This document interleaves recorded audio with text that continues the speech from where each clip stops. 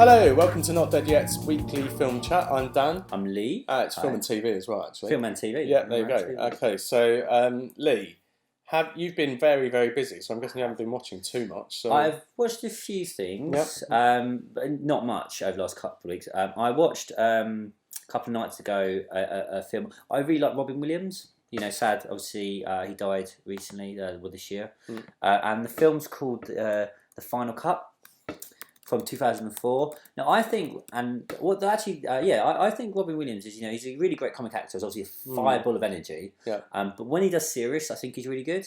Like 1 Hour Photo, I don't know if you've seen that. Where it's terrifying. Yeah, it's terrifying, you know. But and the Final Cut has that. He's from 2004 and directed by a Lebanese guy called Omar Naim. And it's about before you're born, your parents have the option to implant this thing called the Zoe device in the brain, and it records your life. Mm-hmm. So your whole everything you ever see and do is recorded like a film. And what Robin Williams' role is that when you die, you have this thing called a rememory. So at your funeral, they compile. Oh right, so he edits that basically. He edits it, yeah. Sweet. So it's a good film. So he edits. So there are situations where he's doing it and the guy's a wife beater, and does some terrible things, cuts it out, and he's a nice guy, a decent human being. Yeah, and then another guy that it alludes to. I don't think you ever really, you kind of pretty much feel it, but you don't ever really confirm it. That one of the guys was abusing his daughter. Right. Okay. Because it leads her into a room. Yeah.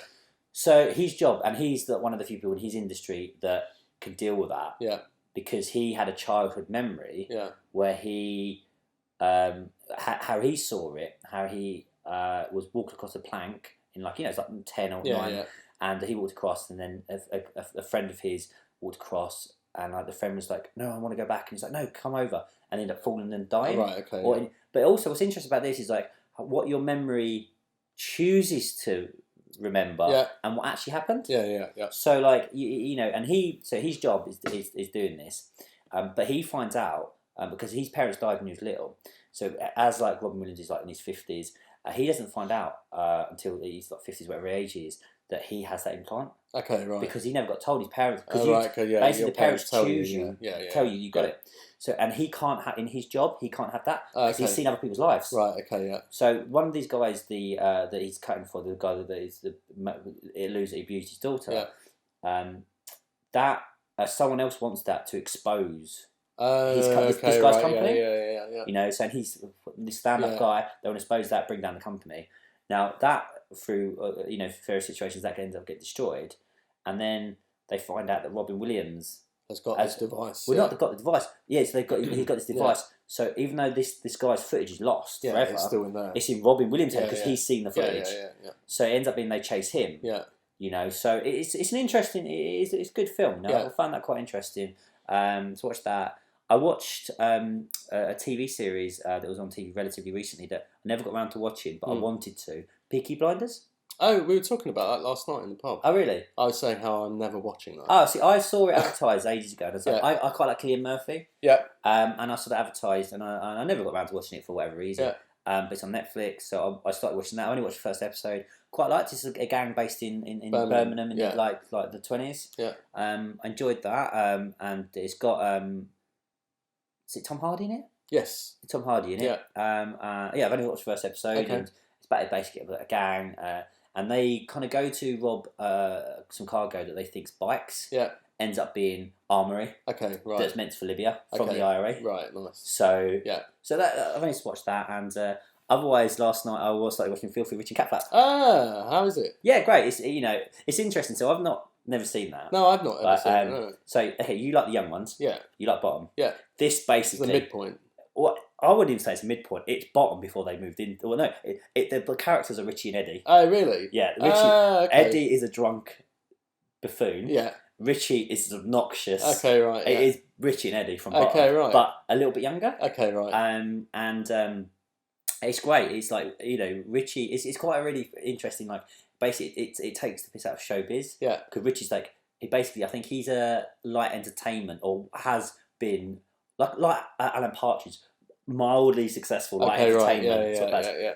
But has Fallen been on hard times. and he's just like he's just crap, and he's hilarious because he's just bouncing over the place like you can imagine him now. But he's got great cameos. Obviously, Nigel Plain is a major pioneer, but he's got great cameos. He's got Barbara Windsor. It's got Chris Barry. It's got Harry Enfield. It's got Helen Lederer. Okay. It's got I don't know his name, but the guy that's it's got Gareth Hale.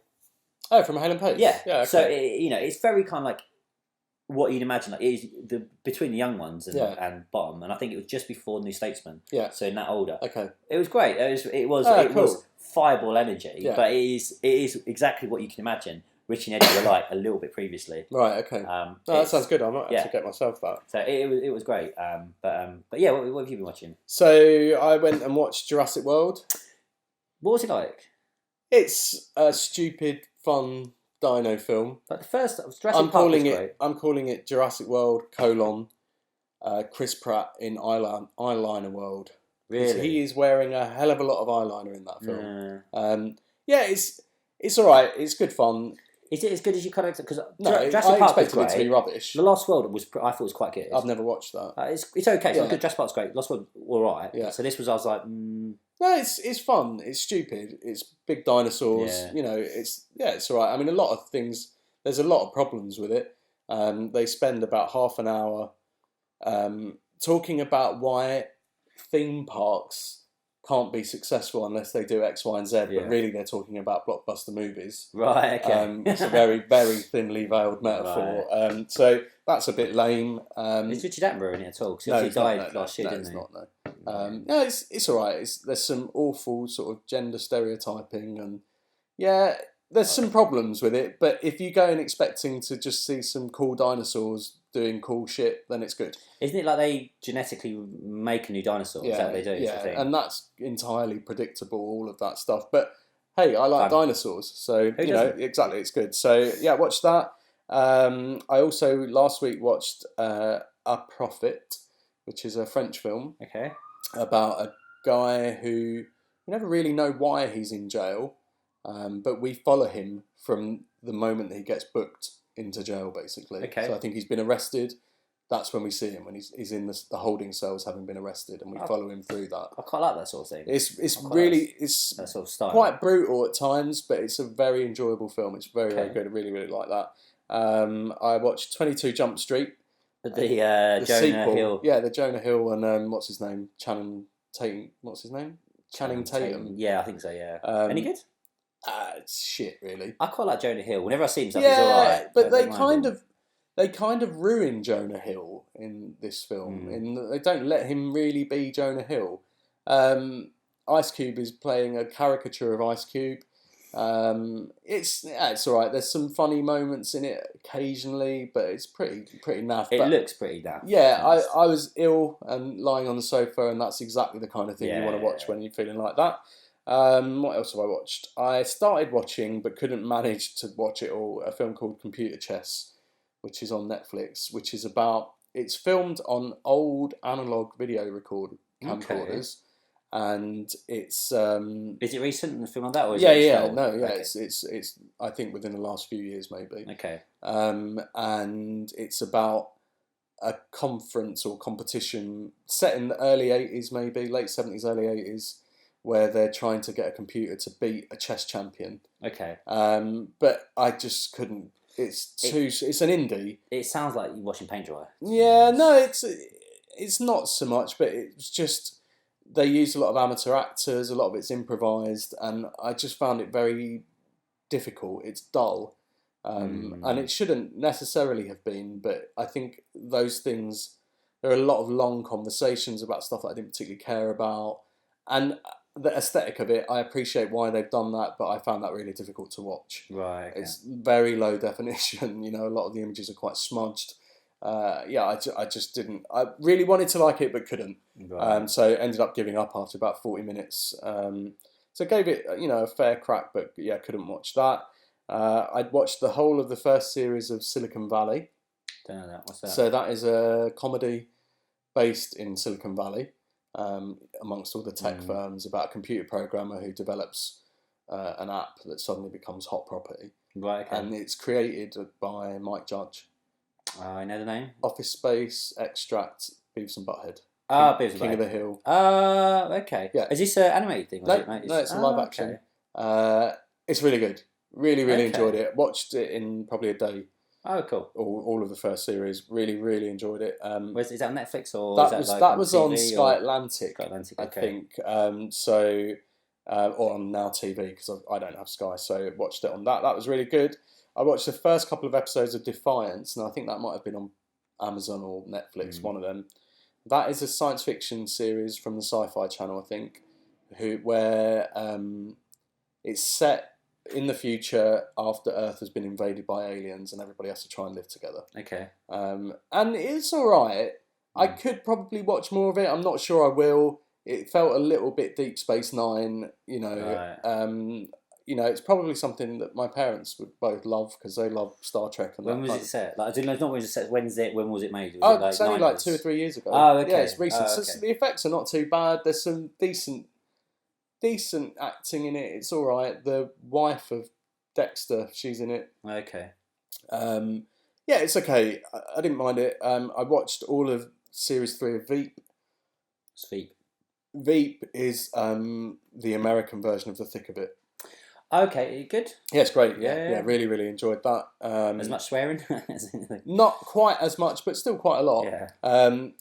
Yeah. Not as brutal. It's not as brutal, but it's the same as like The Office. The American version of The Office is not as brutal as the UK version of The Office, and this is kind of the same. This is not as brutal, but it's still very funny.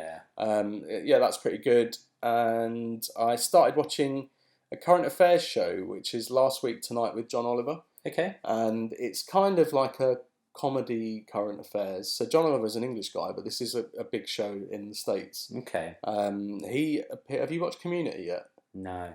So he's in Community, definitely in the first series because I haven't watched any more than that. And yeah, it's good. It's funny. I started watching it because he did a load of stuff about FIFA. Right. And it's really funny. And so, like Jack Warner put out that video saying he was fearful for his life and he was going to spill the beans and everything. He actually took out time on Trinidad and Tobago TV, national TV, and put that video out. Like primetime TV, he paid for that to go on. So John Oliver, the following week, also paid for some time on Trinidad and Tobago TV and put out a response video to Jack Warner's video, which is quite funny. So that's pretty good. That was on Now TV because I think that's an HBO show. So that's pretty good. And what else did I watch? So I rewatched Detectorists. What's that? I don't know. So Detectorists is a sitcom about metal detectorists. Okay. So these guys that go around looking for stuff. That sounds like quite good. It's written by Mackenzie Crook. Oh. He stars in it and he directs it. That's going to be good, I'm going to say. Awesome. Yeah. It's so good. So a friend of mine, she recommended it to me and I went, I'm not sure about that. That sounds good, I think. It's so lovely and sweet and funny and relaxing because it's all set in these lovely sunny fields and stuff like that. It's just gorgeous. It's really good. And what's his name? Simon Farnaby's in it. Yeah, okay. And I love Mackenzie Crook. Yeah, he's so I love Mackenzie. I literally cannot wait for I believe a second series got commissioned. Really? And I cannot wait for it. It's him and Toby Jones basically. Who's Toby Jones? Toby Jones is a guy that played Capote in one of the Capote films. He pops up. He's in one of the Hunger Games films, I think. Not seen any of them. Maybe I'm wrong on that actually, but it's just brilliant. It's so good. So rewatched that again, and it's 6 episodes. When was that out? Like a couple of years ago? Last year. I might have to look into that. Yeah, you can borrow it. I have it. Oh, have it here. So you can borrow that. Oh, I recognise him. Yeah, that's Toby Jones. Yeah, and that dude who was in London's Burning when I was a kid. Oh, really? Yeah. Yeah, so it's just very sweet and very funny. There's 6 episodes, but it works as a film, a 3-hour film, basically. Oh, really? Yeah. So you can just sit down, watch that, and it's just a lovely afternoon that you'll have. There you go. Yeah, can't recommend that enough, really. Sam McFarnaby. Yeah, he's brilliant. He's fantastic. In Bunny the Ball. I didn't like that film. I know you liked it. I didn't like it. I thought he was good. He's always good though. Yeah. He's always good. So yeah, watched that again, and I also started watching Halt and Catch Fire. I can't say that word properly. Halt Because I'm from Essex, L's get substituted for W's in that situation, so I have to say halt. Halt. Yeah, Halt and Catch Fire, which is an AMC series, and they're the same people that made Breaking Bad, which you still haven't watched, and which you still haven't watched. I've watched some of them. I've watched half the first season. Okay.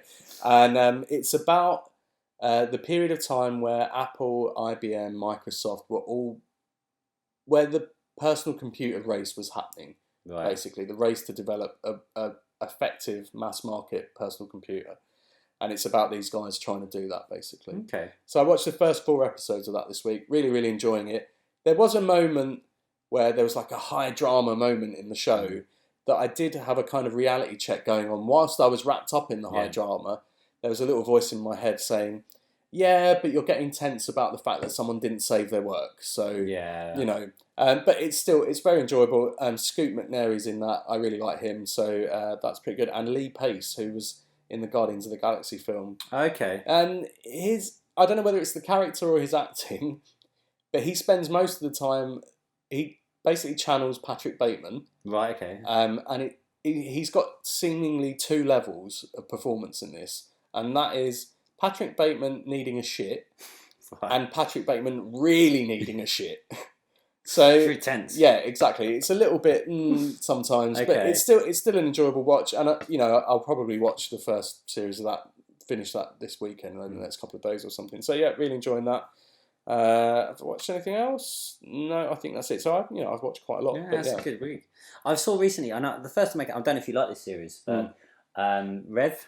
Yeah, I love it. Yeah, I like Tom Holland is great. Yeah, he's amazing. I was just flicking through the TV because I've been out quite a lot recently, and then I was flicking through and it's the same way I came across the first series was that I was like, Rev's on, and it's the last episode, or like the second to last one. I was like, I'm just gonna get it on DVD, but I'm quite disappointed I haven't watched that, but I'm looking forward to knowing that there's a new series. That's a really strange series actually, because the first 2 are sitcoms. Yeah.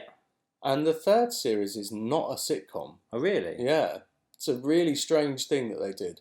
Still enjoyable. So this would be the 4th series? Is there a new one coming out? That's what I mean. Oh, that's it's on TV at the moment. Oh, right, really? I thought it didn't say repeat, so I'm guessing it's new. Oh, I didn't realise there'd been a new series. Because the way that it leaves the 3rd series, it didn't feel like there was going to be any more. But it still left it open for there to be more. But it could be a repeat, but it didn't have the normal R on the TV when I flipped through. Let's have a look, because I thought that was kind of done. I've only seen I know the first one reasonably well. The second one I think I've seen, but I didn't know this. Maybe it is a repeat on TV at the moment. Or maybe you're actually final episode 2014. Yeah. Oh right, okay, it must be a repeat. Yeah, well I've got that up there. So yeah, it's strange because there's a definite shift in tone for the 3rd series. Was it different director or something like that, do you think? Or? No, I don't think it was. I think it was all the same people working on it. I think they just felt like it needed a change in direction. And it's not unwarranted, but it's noticeable. And I've suddenly found myself watching this and kind of going, oh, wow, this is not, it becomes a dramedy. Right. Whereas it starts off as being quite a light-hearted comedy. Quite nice. Yeah, nice. Bumbles through quite nicely, pleasantly. It goes to some kind of dark places in the 3rd series, which is great, but it was a surprise. But I guess, not without seeing it, I guess, it always points to, he's obviously, he's really, not that much of a believer. No, and he's under the cosh quite a bit. Yeah, as well, he kind of hates his life. Yeah, exactly. Yeah, so it's good though. Yeah, so I think that's. Have you finished watching Bloodline? Yes. So I can't remember the ending. What was the ending? I remember being disappointed. The ending is what we always thought the ending would be. So what was it? Let's go back to. He dies and they dump him in a boat or whatever. Yeah, burn the boat. Yeah. I mean, so it looks like. Oh yeah. They kind of maneuver it. It's the drugs. They move the drugs. Yeah.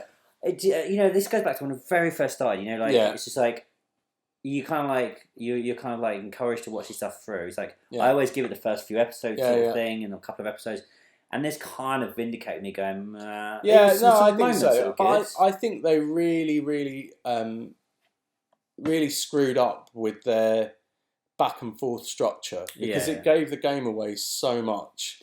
Yeah. Which kind of removed any of the tension at the end of it. Really, I think was just kind of like, we know what's going to happen here. Yeah, exactly. There's no cliffhanger. You know exactly what's going to happen. You're just kind of like, okay. It doesn't really explain. Did he carry around? Like, he had the sister was on the bus with him just for a left bit, unresolved. And the sister moves to the live sister. She moves to New York for the job, and shacks up with a bloke. Yeah. I was just a bit it felt like, to me, what it felt like it happened is that they had a really, really good idea. They got it all up in the air, and then they were like, "Oh, I'm juggling too many balls," and then they dropped a load. Yeah. It wasn't overly rewarding. A lot of people that I know really, really enjoyed it, but I did not. I wouldn't go back. No, I wouldn't go back to that either. I don't think. So. I think there were some good. It were some good moments. Yeah. I did enjoy some episodes. Yeah. I think the penultimate episode, I can't remember what happened, but I remember being okay. This could be cool, and it's just like you, as you said, you knew it was going to happen because they're telling you every single week. Well, no, exactly. That's it. They've given you all of those flash forwards, so you're just kind of like, well, but I know that though. You've told me that. Like in the first 3 episodes, I knew how this was ending. Yeah. I didn't know why it was ending like that, but I kind of guessed that. Because of the way that you've unrolled this so slowly, you've left us guessing. And if you've got any kind of experience of watching anything, you can put those things together and work out what it is that you're meant to be guessing and get the right answer. So that was kind of disappointing. It was predictable, and that you'd already already been told as well. So that was a bit. So I think on that note, done. Okay, cool. So you can let us know if you've been watching anything good, or you think we should watch something that you've discovered and we haven't. You can email us on at hellonotdeadyet@gmail. No, just hellonotdeadyet@gmail.com. Yeah. Twitter is at hellonotdeadyet. Facebook is hello not dead yet. Instagram insta_not_dead_yet with underscores. And we have a Spotify account, which is hello not dead yet underscores in between the words. Yeah. Okay, that's it. So we'll see you next time. See you next time. Bye.